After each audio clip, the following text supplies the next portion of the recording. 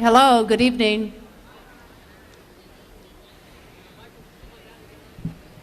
If some of you would like to come in and fill this area up here, we don't advertise that the gravel is comfortable, but we do advertise that you can hear very well and you can see very well. My name is Alana Heiss. I'm the director of PS1, which is, as you have perhaps just discovered, is not a real school, but a school for art. And after you get through with the program, I hope that you'll explore the school. None of you anticipated, perhaps, coming to school tonight, but indeed you have, and we are very, very grateful to have you. I'd like to introduce Tony Guerrero, who is the guy over with the ponytail, and if you run into trouble, he's the director of operations, and he's the one who can save you. Our next introduction is Brett Littman, who's the deputy director, and he's going to explain to you what will happen tonight. Thank you very much for coming. Thank you, Alana. So it's really terrific to see how many people have come out to Queens on a Wednesday evening, and we're going to try to get things started right away. I think that we are all fortunate to live in New York, a city that really values art and creative expression as an essential public resource. Here at PS1, we've really felt for the past 30 years that there is a social value in art, and that young artists should be directly involved in the creative process. PS1 has been really a meeting place for New Yorkers and for the whole world for 30 years, and it's a very important institution in the New York cultural firmament, so to speak. That's why we're thrilled to host tonight's engagement forum with Generation Engage. And when the speaking program concludes, I really encourage you to walk through the building. There are about 6 or 7 exhibitions that are opened on the 2nd floor. And if it doesn't start to rain, we will open up the James Turrell room, which is a beautiful room up on the 3rd floor. And I encourage you to come back on June 25th if you have time. We have a big public opening then, and also on July 1st is our first summer warm-up, where there'll be DJs in the courtyard, and also the Young Architects program, which you see behind us, will be completed. So I just want to thank you again, and now if I can introduce Jason Page, New York Generation Engaged New York City Outreach Coordinator. Thank you. Thanks, Brett. Thanks, Alana. Thanks for coming tonight. My name is Jason Page. I'm the New York City Outreach Coordinator for Generation Engage. How you guys doing tonight? We're going to try to get started here because Hurricane Alberta is coming our way. So we're going to try to stave off the hurricane and get started with Michael Arad and Spike Lee. A few years ago, a group of young people founded Generation Engage on a couple key principles. The first principle is that young people do not suffer from a lack of interest. They suffer from a lack of access. This is especially true for the 49% of young Americans that do not have a college education, are living in rural and inner city communities, and are disconnected from the political process. You might have a college degree, you might not. You might be black, white, Latino, Asian, rich or poor, young or old. But we are all here as members of Generation Engage's network because we seek to form lines of communication where they did not exist before. The second principle is that we believe democracy is a dialogue, not a monologue. Those of you that have been to Generation Engage forums before know that this organization is devoted to interactive dialogue about issues that matter to us most. However, tonight is a little bit more unique. Tonight is unique in that we are definitely going to be engaging in verbal debate, but we're also celebrating artistic expression and the vital role that it plays in the civic health of this city. On that note, I'd like to introduce and thank someone here tonight that has shown by example that by investing in arts institutions throughout the city, it benefits every single New Yorker. So join me please in thanking our special friend, Mr. Louis Coleman.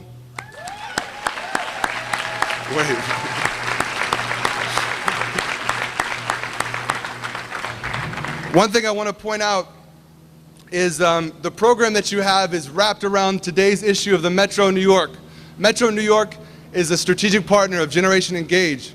And what they've done is they've given us a program wrap around their daily newspaper. So if you look just inside, you'll see a program and a description of the artists that are speaking tonight, a brief synopsis of what's going to happen over the course of the evening.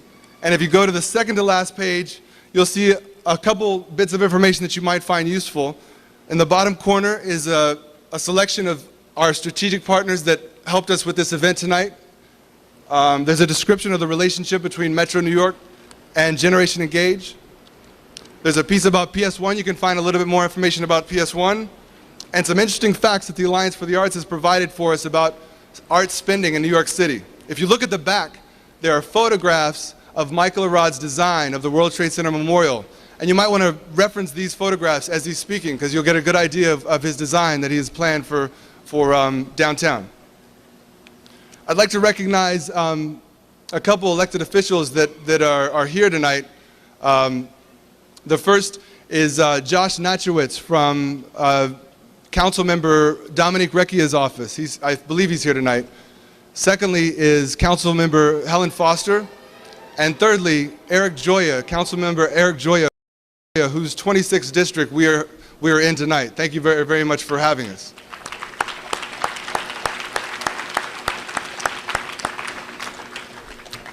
And now, without further ado, I'd like to introduce our keynote speakers for tonight, Mr. Spike Lee and Mr. Michael Arad.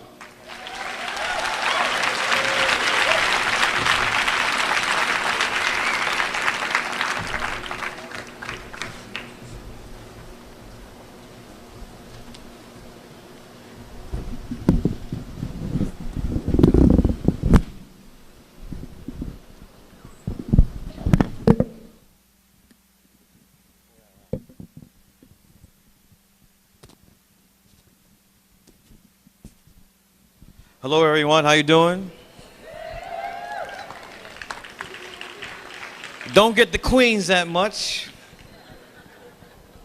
except I'm going to LaGuardia, or an occasional Mets game. They're doing good now, but I'm glad to be here and glad to see the young faces here.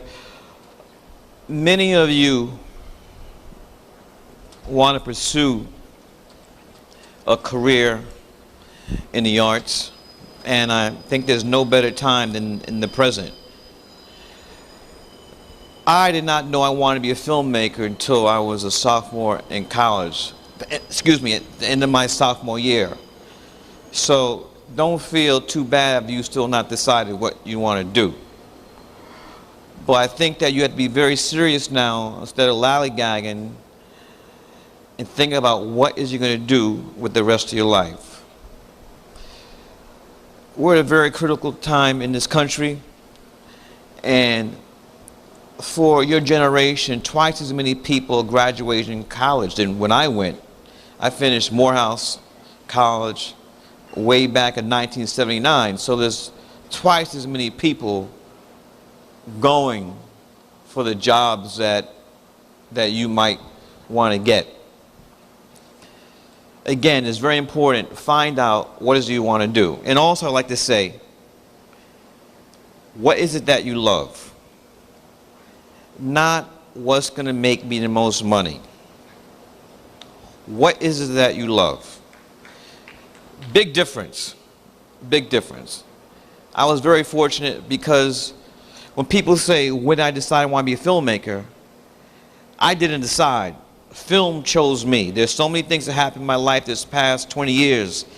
I can look back and reflection and see that it was not a mistake. It was not a humbug. It wasn't a humble. Everything I've done up to that point directed me to being a filmmaker. And it's what I love.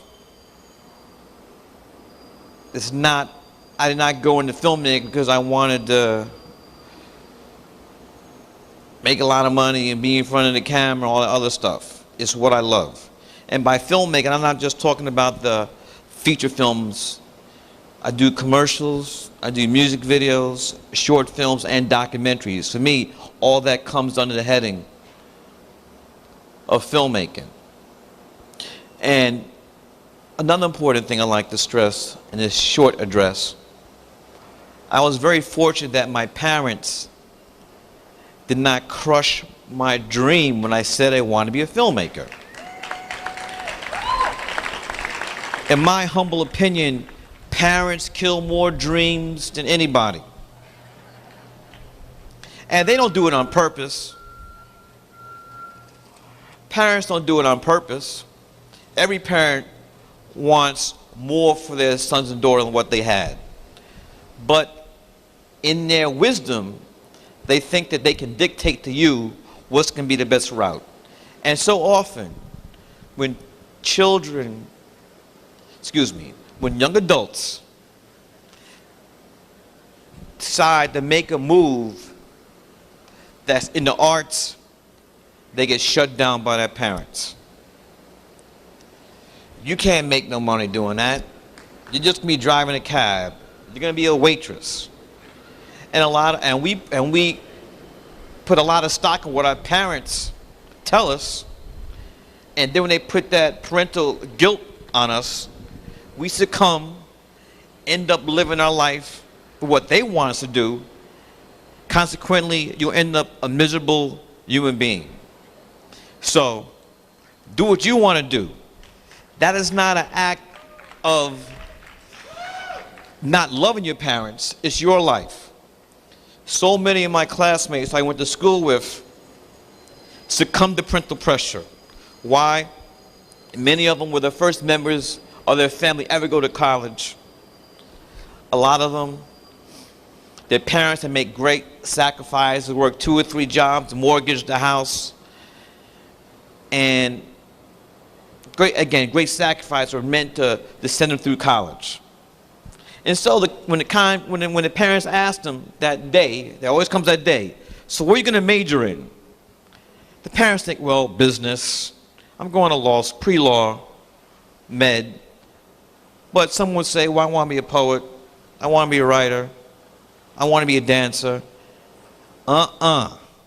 Me and your mother did not work our fingers to the bone.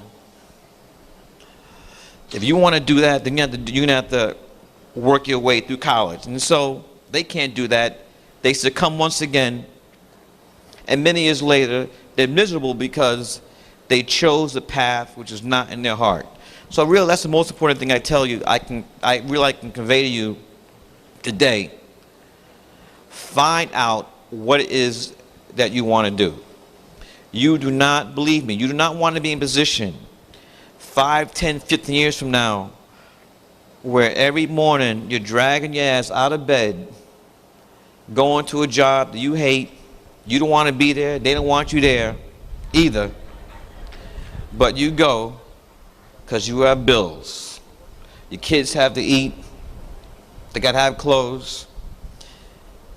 Jazz musicians, they have a slang for a job. They call it a slave. You don't want to be in position in the future going to a job that you hate. You want to be in position where you're eager to wake up every morning because you love what you're doing. You would do this job free, you love it so much. The key is find out what that is. And I'm going to answer questions and answers. Thank you very much. Thank you very much. Next, thank you, Mr. Lee, for those words of wisdom. Next, I'd like to introduce the designer of the World Trade Center Memorial, Mr. Michael Arad.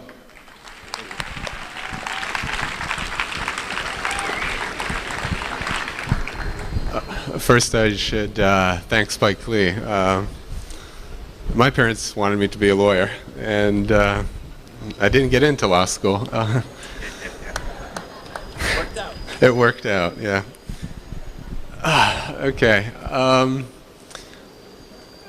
When Justin asked me to come and speak here tonight, he talked about artistic expression and civic engagement, which I thought was a way of saying art and politics.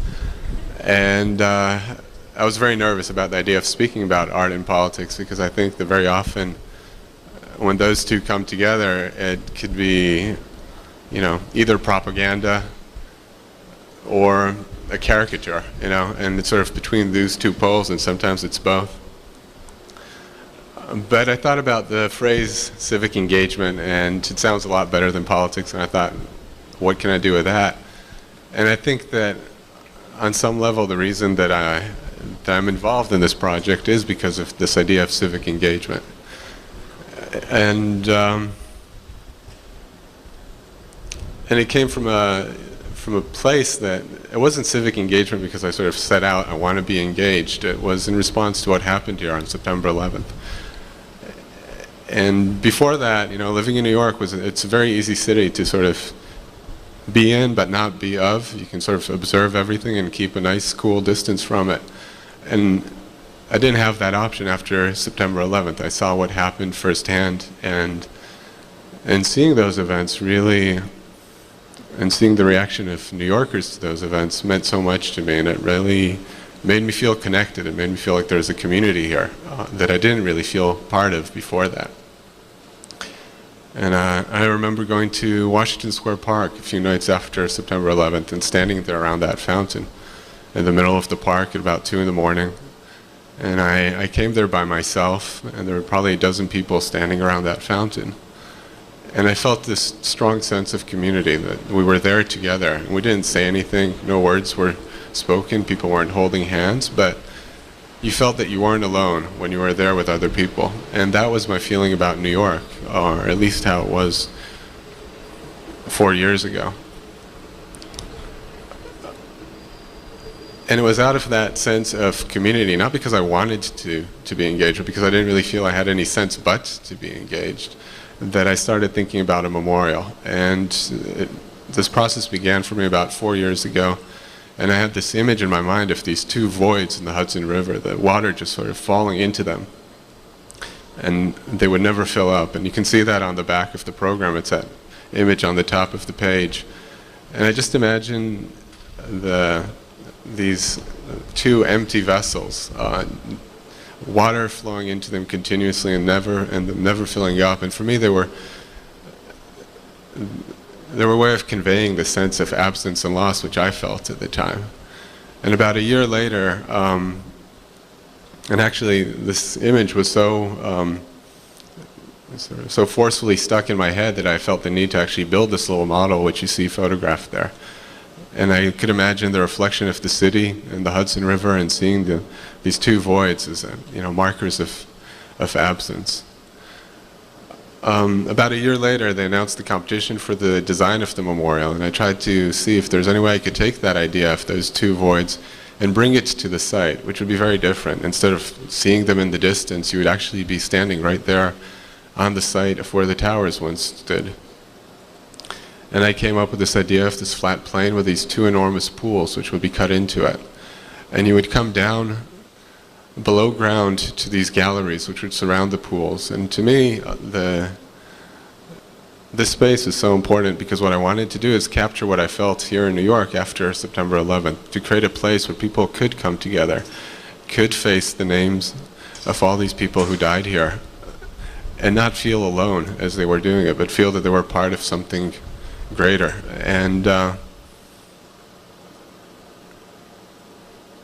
And that's what I'm trying to do right now with the memorial, is to see that realized. And I think I'll stop there. If you have any questions, I'll be happy to take them. Thank you, Mr. Rod. At this time, we're going to take questions from you all. So Justin, raise your hand. Everybody sees Justin over here. We're going to have people line up over here so that we can get a queue, and then we can ask your questions to Mr. Lee and Mr. Rod, and we'll go as long as the clear skies will allow us, and then we'll have a chance to go inside and experience the galleries. So who's first? Can we get...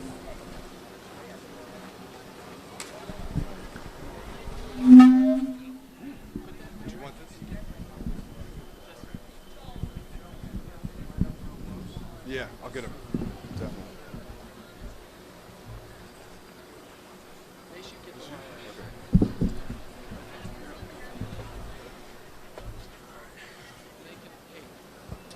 You good?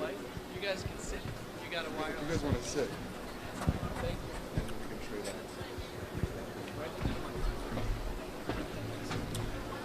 All right. First of all, I want to say it's an honor to be here, like with both of you. Spike Lee, I've seen all the movies and everything like that. I'm a big fan, and I think it's crazy what you're doing with the memorial. And like, first of all, I'm from the Whitney Museum. I'm an intern at the Whitney Museum. My name is Raphael. Yeah. And I want to ask, my question's for Spike Lee. I want to ask, like, as a musician and an artist, I've always wondered that like you had to sacrifice like some individual flair or your style, like if you order like in order to be successful or like to make it. So like has that ever happened to you? Like have you ever had to inhibit yourself artistically to appease like the powers that be? Not really. I think that film is a much different art form than, say, someone who's a painter or a writer.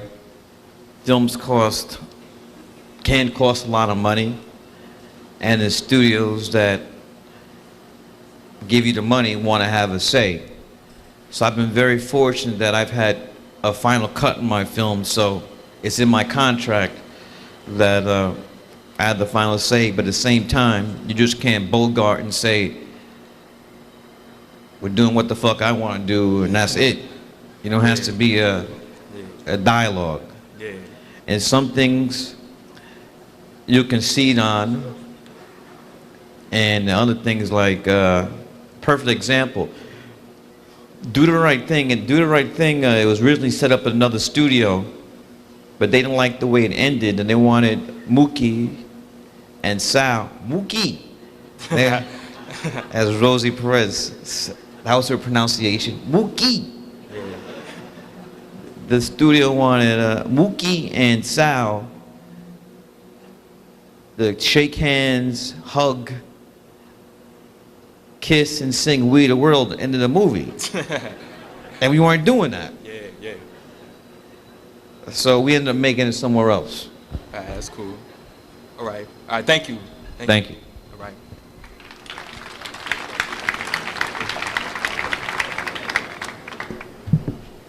Good evening. My name is Kianga Ellis. I'm president of an organization called Avail Art, and we develop programs to interest professionals in financially supporting the arts. We're working with young law firm summer associates this summer, and my question's for Mr. Arad. One of the ways that we think we can get professionals interested in providing support for the arts is to demonstrate the relationship that art has in our lives. And particularly with your work as an architect, I wondered if you could give us some advice as to how we can demonstrate this role, this greater role that art has in our lives, and help inspire them to want to support artists. That's an easy question. Oh, good. No. I think that you can bring somebody to the water, but you can't make them drink. And if people don't feel that engagement is critical to them, it's going to be very hard to get them engaged. And I think engagement is critical. If you don't have a voice in this process, you're not going to be heard. And I'm in a very different process right now. In fact, a process where everybody has a voice in the process. And so many different parties bring their input to it. And I think that's critically important. It makes my life very difficult. But if people weren't engaged in the process, then the outcome would have no meaning to them. And I think simply conveying to people that the city that we live in is not just a product of chance. It's a product of thousands of decisions that affect us all. And if you don't participate in that process, you're just, you're just visiting. Thank you.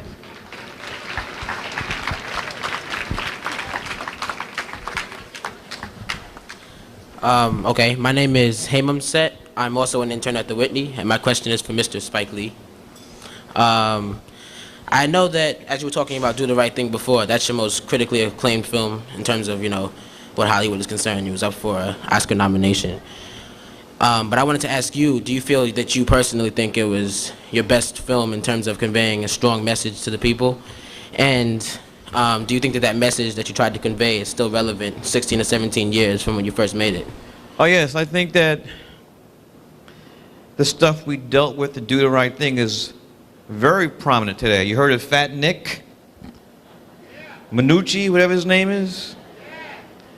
That's funny.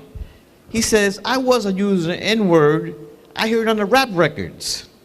So it must have been like, the guy had a baseball bat. We had a baseball bat and Do the Right Thing too. So what was it like? What's up, fine? Come on, that was not the use of the N-word. Beating somebody over the head with a baseball bat. That's not a term of endearment. When you crack somebody's skull with the Louisville Slugger. So, it didn't surprise me it took place in Howard Beach either, where really that's where I got the impetus for Do the Right Thing. 3 African American men, car had a flat, they went into pizzeria in Howard Beach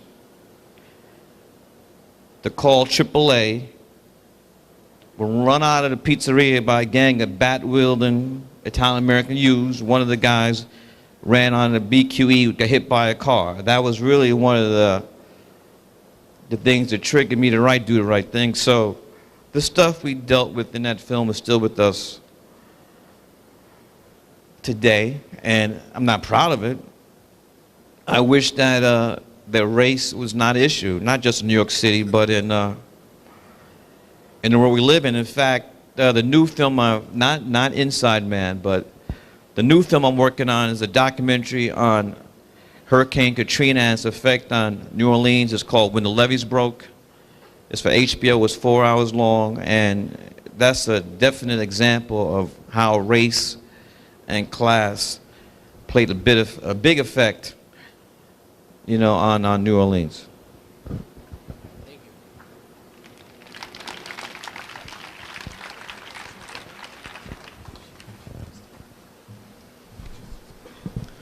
My name is Tiani Watson, and I'm with the Harlem Children's Zone Youth Leadership Program, and my question is for Mr. Arad. You said that you witnessed the attack on 9/11 firsthand. I wanted to know how you combined your reactions with the reactions of millions of other people who also witnessed it into creating your memorial.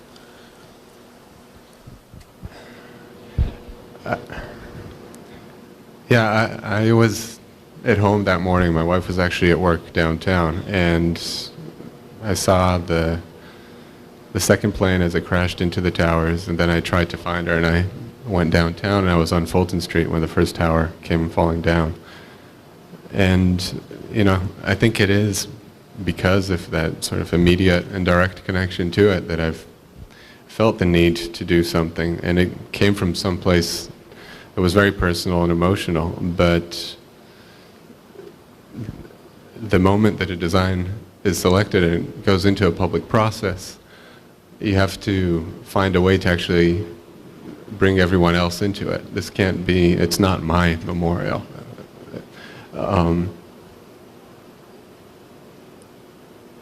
I don't have a single message which has any more value than anybody else's reaction to it. And so as you approach something like this, you have to find the way to not impose a single voice on the design. You can't, this is public, it's not owned by me. I'm just part of the process that can make it happen, hopefully.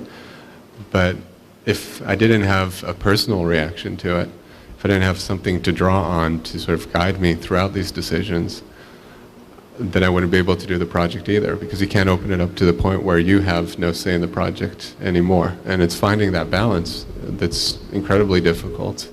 I've never done a project like this before, and I'm just kind of finding my way through it as I go through it.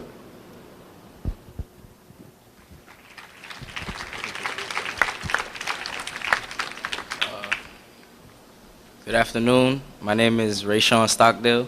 I'm an intern at the Brooklyn Children's Museum, and my question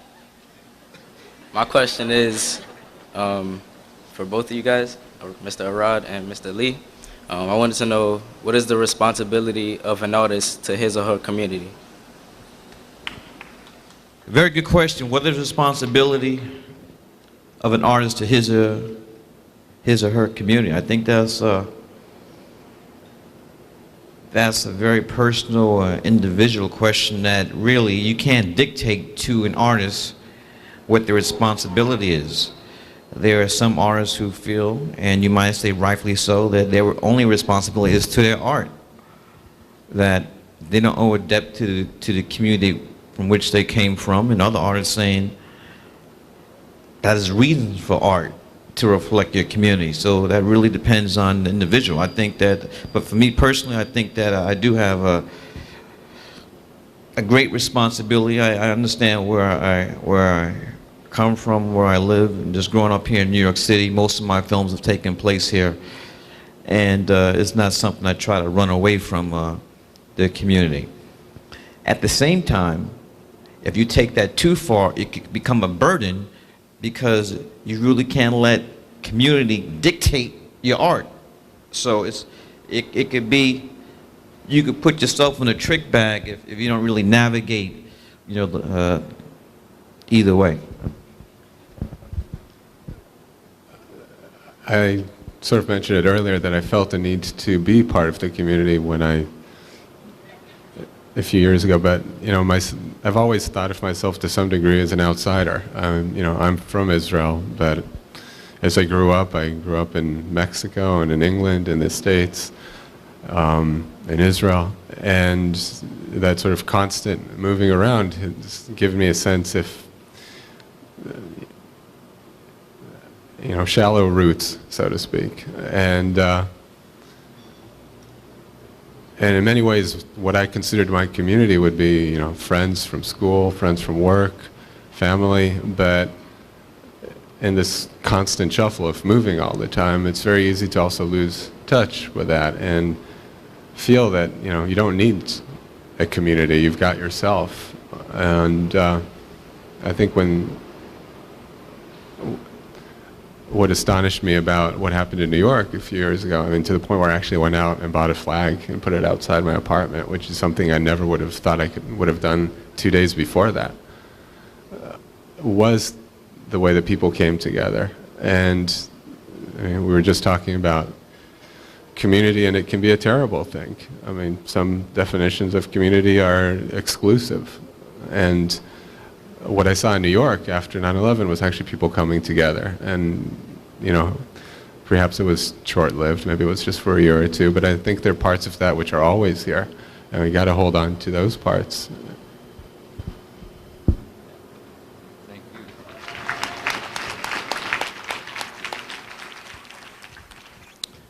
Hello, my name is Charles Lawrence, and I'm from the Harlem Children's Zone program. My question is directed to Spike Lee. And I want to know, what do the black youth need to know in order to pursue their dream of filmmaking in Hollywood? Can you repeat the question, please? What do the black youth need to know in order to pursue their dream of filmmaking in Hollywood? Well, I think that there are more it's documented there are more African Americans working in front of and behind the camera than ever before. Not as many African American women directing, very few. But the opportunities are there. The hurdle is that it's hard to get outside the stereotypes that are set up and the formulaic films, the ghettos, which films for the African American moviegoers are locked into. So it's still a struggle, but it's much better than it was. If you look at the people before me, Melvin Van Peebles, Gordon Parks, who recently passed, along with Ozzie Davis, and the grandfather of African American cinema, Oscar Micheaux. So I think that if Oscar Micheaux looked at where we were today, he would be amazed that we made the strides that we've done, but there's still a lot of work more to go. All right, thank you.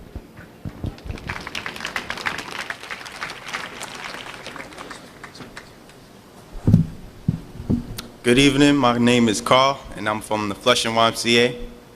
And my question is to both Mr. Lee and Mr. Larod.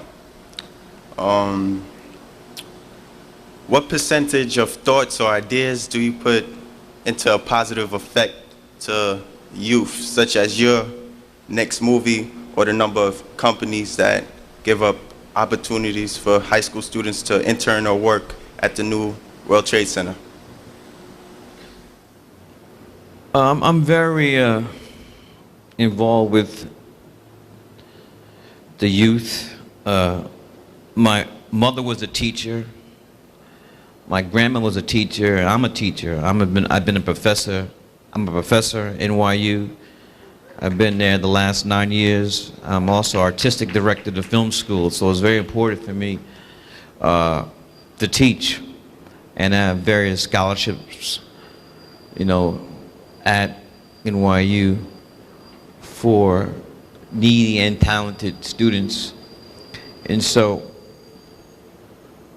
I just like to teach, and I think that I'm a firm believer in education.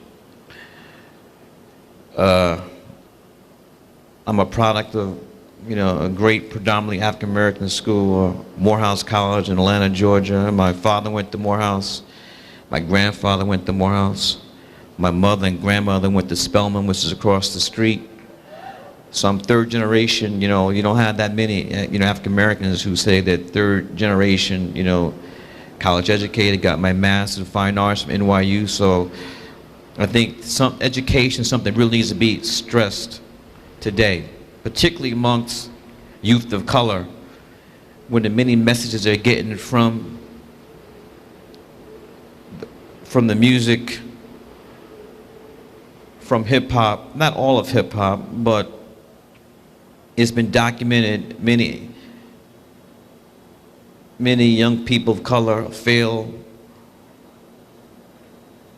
classes on purpose because if you get A's, if you speak grammatically correct, if you could say one sentence without one word being profane, if you do those things, you're ostracized, you're called a white boy, a white girl, a sellout. If you're hanging on the corner drinking a 40, smoking a blunt, got your pants drooping below your ass, holding your nuts, then you're down, you're from the hood, and you keep it real. So this is the exact opposite of who I think who we are as a people. Now, I don't want to sound like I'm preaching, but this is the truth. There was a time when, if you're African American, it was against the law for your ancestors who were slaves to learn how to read and write. It was against the law. So how is it that our ancestors risked life and limb? Because if you got caught reading or writing or teaching someone, you got whipped, lynched, or hung. And if Maslow's having a bad day, you might get all three. But despite that, our ancestors knew education would be a key, and here we are, fast forward to 2006, and if you're educated, you're acting white. That shit's crazy. That's insane.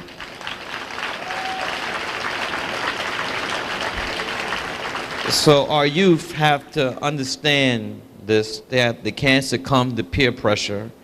I don't care how much ridicule you're gonna get, how much ribbon you get from your friends and call you corny and whack and all the other stuff. Do not devalue education. I don't care what the videos, I don't care what you see in the videos, what 50 Cent is saying. Don't go for the okey doke. That's an easy act to follow. If anybody's worried about getting A's, they should take a class with me. They won't. Now, I actually taught for the first time this year, which was a really challenging experience. I was teaching at the New School. I hope I have some of my students here. And it was a really challenging experience. It's a really difficult thing to do, to actually teach. And you have to find the time to do it because it doesn't pay what it should. And I'd like to acknowledge Amanda Sachs, who's sitting over there, for teaching with me this last semester. I had 12 students, and I'm happy to report that 3 of them are now working for me, so it couldn't have been too bad. Because, and it's things like that. I think it's important for us to not just lead our lives professionally, but also take time. Oh, there are 2 of my students right there. They were hiding. So they can tell you later more about the new school and the program there, but I enjoyed teaching despite the challenges of it.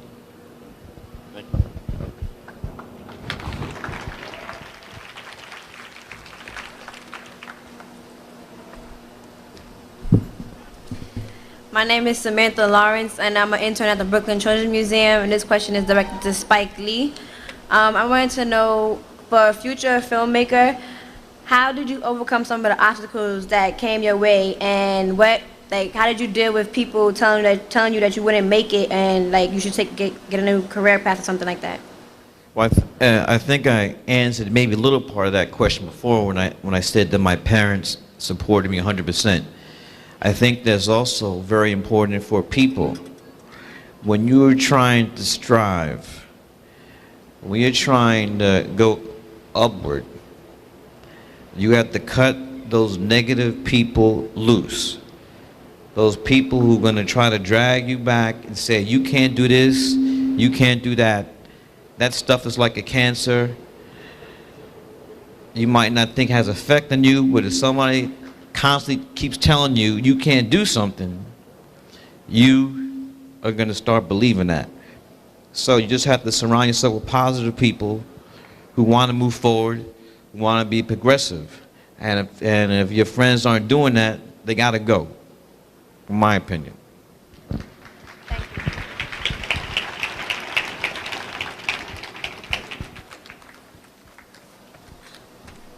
Hello, my name is Mackie Searles, and I'm from the Harlem Children's Zone Learn to Earn program.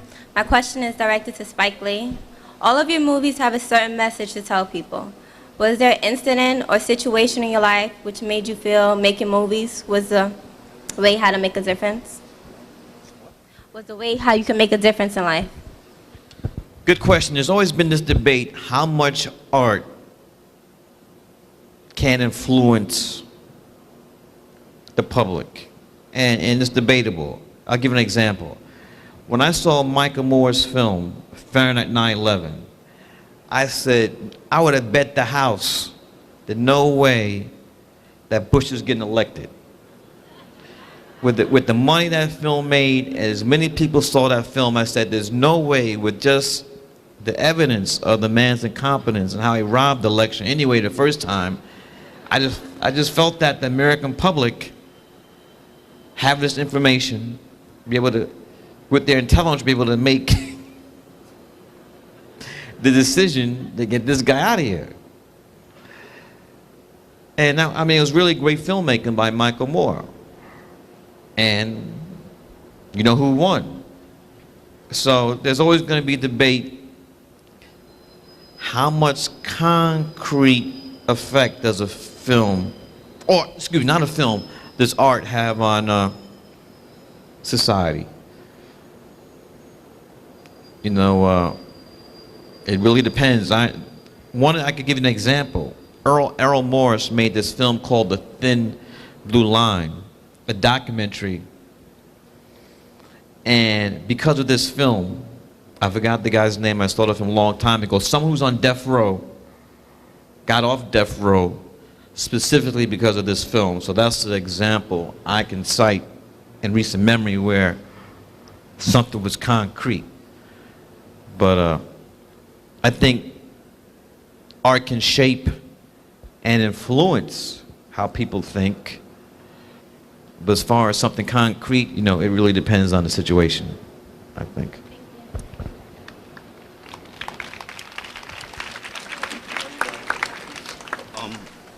Hello, my name is Jonah Everett. I go to High School of Art and Design.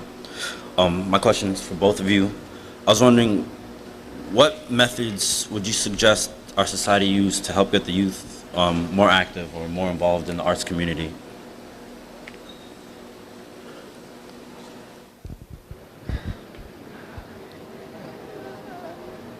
I'd say just go out there and, I mean, the city is this huge work of art.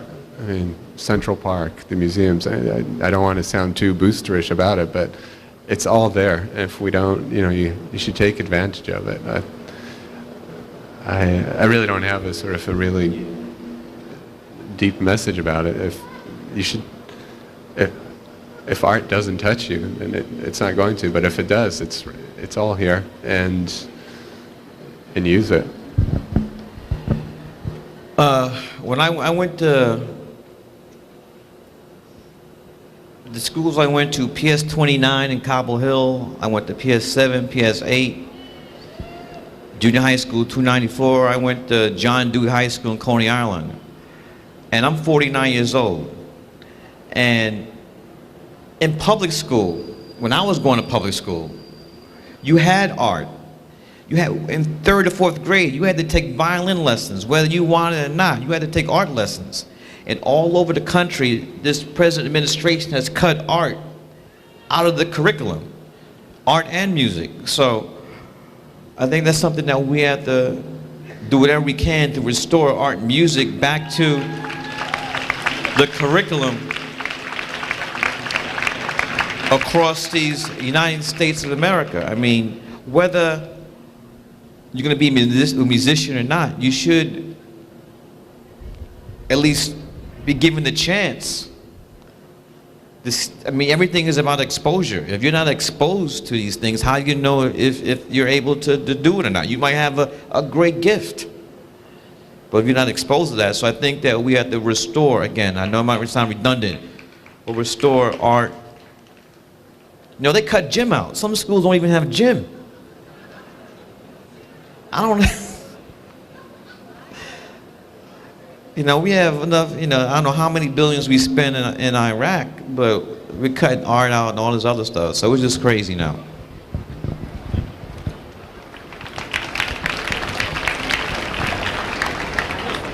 Hi, my name is Matthew. I'm from Brooklyn. This question is for both of you. Hello, I'm Matthew. Is that better?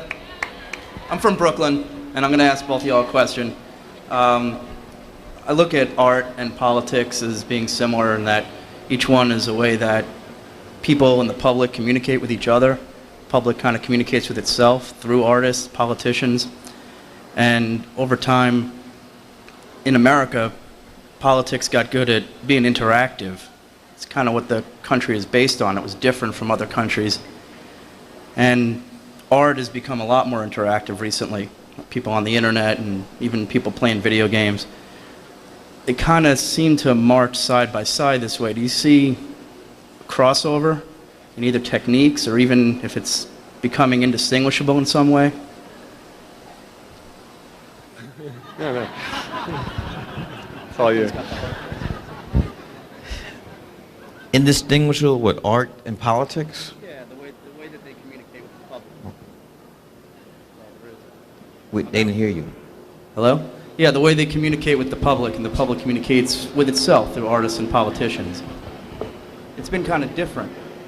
But now maybe from the points where you sit, it might be I think art and politics have always been intertwined.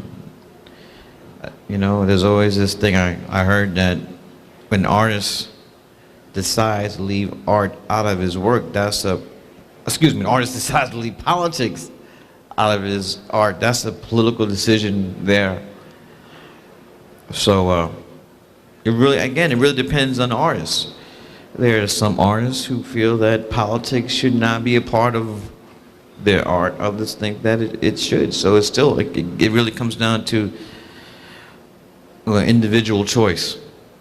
That's really the only way I can answer that. That's it.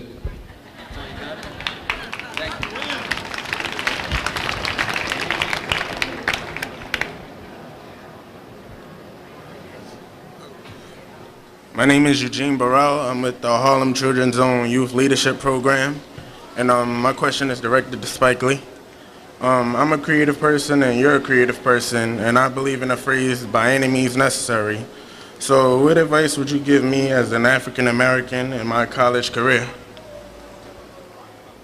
What grade are you in? I'm going to college in the fall. Where are you going to school? Virginia State University. Virginia State University? That's where Charles Oakley went, and Ben Wallace. You don't play basketball, do you, right? I play football. Football? Do you have a scholarship there? No, not. Are you going to play football? Yes.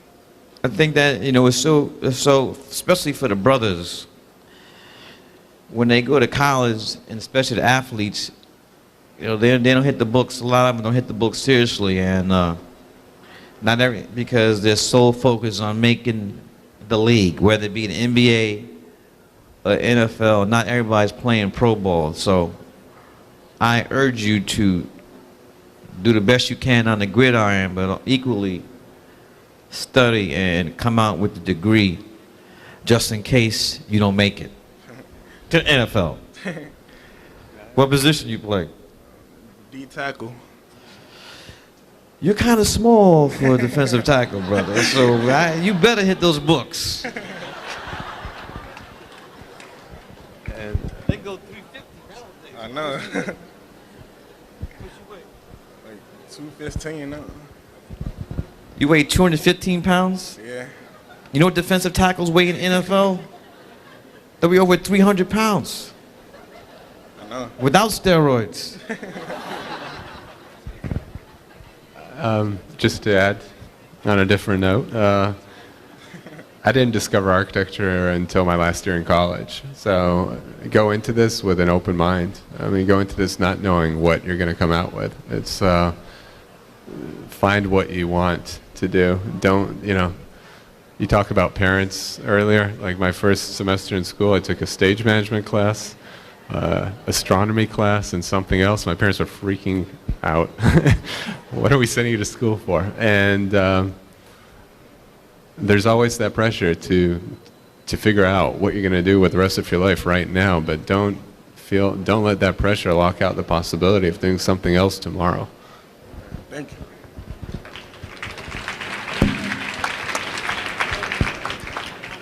Hello, my name is Tamar, and I'm a community organizer in downtown Brooklyn, Fort Greene and Farragut. My question is pertains to a lot of the urban gentrification that's happening, specifically in low-income and community of color. And I wanted to know, Fort Greene and Farragut, it was just a historical black community. I wanted to know what your thoughts are. What are y'all doing to speak light and bring truth to this another war at home on low-income community? I think Katrina is no different than what's going on in New York City, in Chicago, in LA, and across the nation. Well, I agree to most you said. Chicago was not 80%, 80% of Chicago was not underwater. 80% of New York City was not underwater, so that analogy is not really... Talk about urban renewal, urban gentrification, where developers and private business take over community ownership, where services that are needed, such as drugstore, affordable laundromat, affordable supermarket, are no longer in the control of the community, but in the private market. What work are you doing, or how do you suggest bringing light to it through the arts? Well, as of yet, I have not done a film about gentrification. I don't know if that's a movie. I grew up in Fort Greene. I know. So, I moved out. It's amazing. The office is still there. But I never thought I lived to see the day where you have white linen tables on sidewalk cafes on Myrtle Avenue, no less. Myrtle Avenue. And when you have white homesteaders in Bed-Stuy, I'm thinking about Harlem. I mean, they're in, you know, people, New York City is becoming, people can't live here anymore. Whether either you have to be a millionaire or you can't afford to live here, and that has nothing to do with race. Because the Bohemians that used to live in the Lower East Side, they had to move out. They moved to Williamsburg, and now they can't afford Williamsburg. So there comes a point where are people going to live? And I think that, you know, this is something we have to express with the powers that be. If you look at the Mayor Bloomberg, you know, is he in cahoots with the real estate people? You know, it's questionable. But you should be able to, I think that's one of the keys, I think, that for the future New York City. We have to have affordable housing. We have to have jobs. And also, we have to have a great education system. Again, I'm a product of a New York City public education system, but it's different now than I went to school. And I think there was some figures that came out that half of African American males here in New York City drop out before they reach high school, and that's criminal. And so anybody that has any money, unless you get your kids into Stuyvesant, science, or Brooklyn Tech, or you might have LaGuardia if you're art or art and design, you're sending your kids to private schools. So this is a big dilemma, but I don't have the answer for that at all. But I'm glad you brought that question up, because it is, I'm glad you stepped to the mic, because that is a big issue. And you see it firsthand in Fort Greene.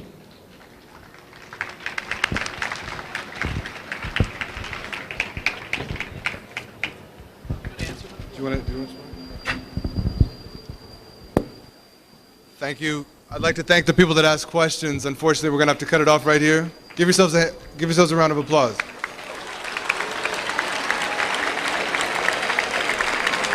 I apologize to those of you that were waiting to ask questions, but I want to give everyone an opportunity to explore the exhibits that are inside PS1.